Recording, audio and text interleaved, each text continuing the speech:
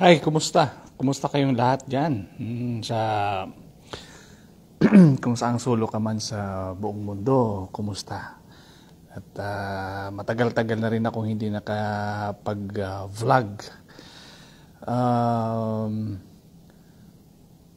Ayun, kumusta kayo mga Pilipino? Saang dako mo kayo sa buong mundo?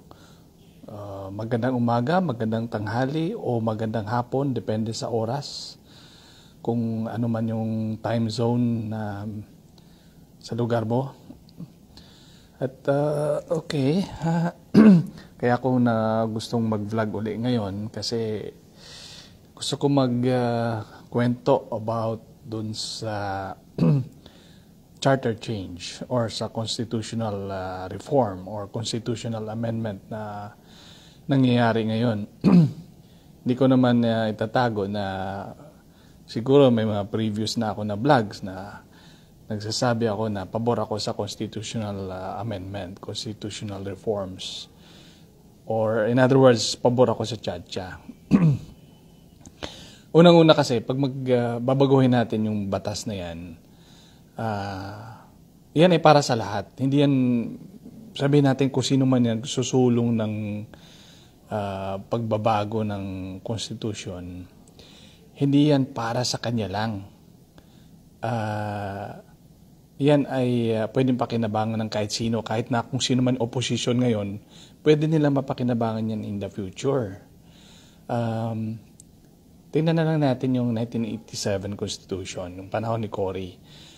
Isa sa mga dahilan na ganun-ganun ang mga provisions nun, specifically na against sa mga Marcos na makakabalik. Parang iniiwasan yung mga, kung hindi man kay Marcos or yung style na nangyayari nung panahon ng Marcos regime, yun ang iniiwasan nila na mangyayari. Pero ano nangyari, di ba? Presidente natin ngayon, Marcos uli. So hindi yan, at ang Marcos ngayon nakikinabang din sa Constitution na yan. In fact, si Jaime Marcos ang isa sa mga tumutuligsa sa perma, yung pagsusulong ng pagbabago ng ating saligang batas sa pamamagitan ng perma. Although hindi ako masyado yun sa perma din kasi limitado kasi yung mode of amending the Constitution through people initiative. Tatlo po yung mode, so the other two modes, yun yung sinatawag na Constituent Assembly, meaning yung Congress or House of Representatives at saka yung Senate. Silang dalawa ang magbabago ng Constitution.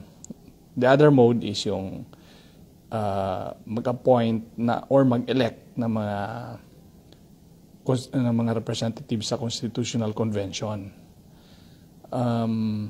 Well, anyway, sa ngayon, ang House of Representatives or yung Congress ay pabor na pabor ngayon na i-amend yung Constitution natin. Nung Senado naman, medyo lumalabas. Hindi talaga, more of ang kanilang opposition dyan is yung mode of voting. Kasi kung i-amend natin ang Constitution through Constituent Assembly, ang tanong ngayon, paano sila boboto sa mga amendments?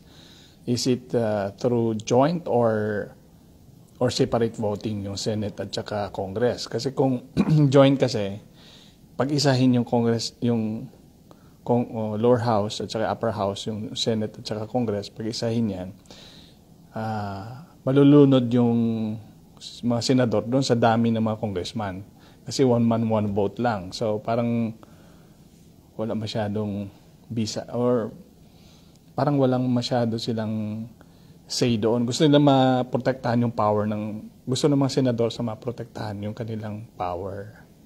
Kaya gusto nila separate ng voting para kahit na konti silang, pwede lang kontrahin yung boto ng Congress. So in other words, hindi automatic na parang pag sa joint kasi parang automatic wala na. Parang magdidikta na kaagad si Congress. yung lower house kasi nga outvoted talaga ang mga senador. Anyway, so nakikita naman natin na may mga senador din naman talaga na pabor sa constitutional amendment. Siguro doon lang sa punto ng pagboboto nga, whether ayaw lang nila ng joint voting kasi ayaw lang nila mawala yung power nila. At ngayon, bakit nga kahit talaga natin kailangan ng amendment? Yung mga karamihan ng mga kontra sa amendment ng Constitution, ang malakas ang boses is yung mga dating gumawa noong 1987 Constitution. Yun ang isang grupo na malakas. At ang iba naman, yung mga pasay na kasi yung iba, yung hindi nila iniisip na Marcos na nga yung nakaupo ngayon. Parang pinoprotektahan pa rin nila yung 1987 Constitution. Ang parang automatic na sa kanila na parang sarado ng isip nila na hindi pwede i-amend yan. At ang isa pa, may mga grupo din na nagsasabi na ayaw nila i-amend yung Constitution kasi hindi raw yun ang paraan. Gusto nila yung karakter daw ng mga politiko or mga politicians ang babaguhin. Pero ang problema naman doon sa sinasabi nila, kung hindi mo babaguhin, parang same lang. Yung parang kung anong ginagawa natin ngayon na pamamaraan, yun lang ang gagawin natin, which is wala nga nangyayari. Precisely, kaya nga natin subukan sana yung constitutional reform para dito sa sistema natin daanin, hindi yung mag-aantay tayo na makaswerte tayo na makaupo yung santo makaupo. Hindi rin naman guarantee na pag santo makaupo, yung lahat ng mga tao sa gobyerno ay maging santo na rin. Kailangan natin ng sistema para yung behavior ng mga tao dyan, whether mga tao sa government or yung mga citizens, ay magbabago rin kasi magbabago ang rules.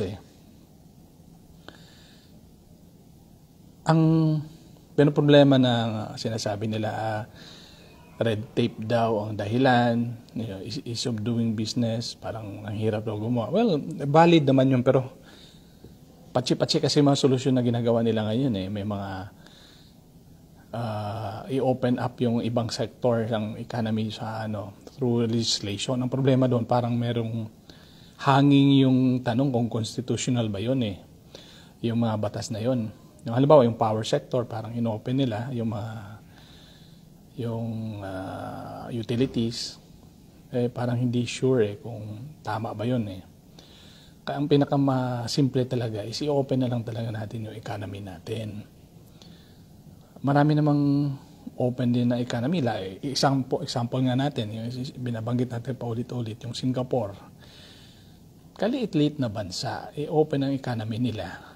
Wala naman nangyayari na nawawala ang sovereignty nila. Sila pa rin naman hindi man sila na-overpower ng mga foreigners. And in fact, napakayaman nila dahil sa mga foreign investments. So, ayun.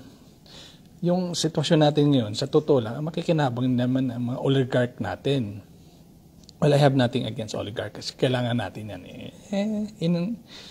kailangan natin yung mga kapitalista. Pero nga, sila yung nakikinabang kasi nami-maintain nila yung position nila yung sa merkado. Kumbaga sila yung dominant na mga players sa ekonomiya natin. Which is sana kung lawakan din nila yung kanilang pag-iisip. Actually, kung i-open up yung economy, mas lalago pa yung negosyo nitong mga oligarch na to kasi mas lalaki. Pwede silang makipagnegosyo doon sa mga foreign investors na papasok Although, sabihin natin medyo baka hindi na nila ma-maintain yung dominance nila sa market. Pero overall, yung kanilang existing na negosyo, may potential na lalaki. Dahil pagka papasok ang mga foreign investors, lalago ang ekonomiya natin, yung laki ng ekonomiya natin mag-expand. So, pag mas lumaki yung laki ng ekonomiya natin, lalaki rin yung negosyo ng mga oligarch na yan. Ngayon kasi limitado Kasi nga limitado yung mga investors natin. nag-ano tayo more of sa mga local investors lang. So yun, although valid naman yun na kailangan talaga natin baguhin din yung mga yung bureaucratic red tape na sinasabi, kasi pati mga local businessmen natin pinahihirapan din ng mga tao sa gobyerno, alam naman natin yan. Anyhow, at the end, sana ay huwag nating tutulan yung constitutional reform. Subukan natin yan, na huwag tayo matakot yan. Yun lang. Ano ba kaya masasabi natin? Kung mayroon kayong may comment dito, mag-comment lang po kayo. At para may mapag-usapan tayo sa sunod. Salamat po. Hanggang sa sunod ulit.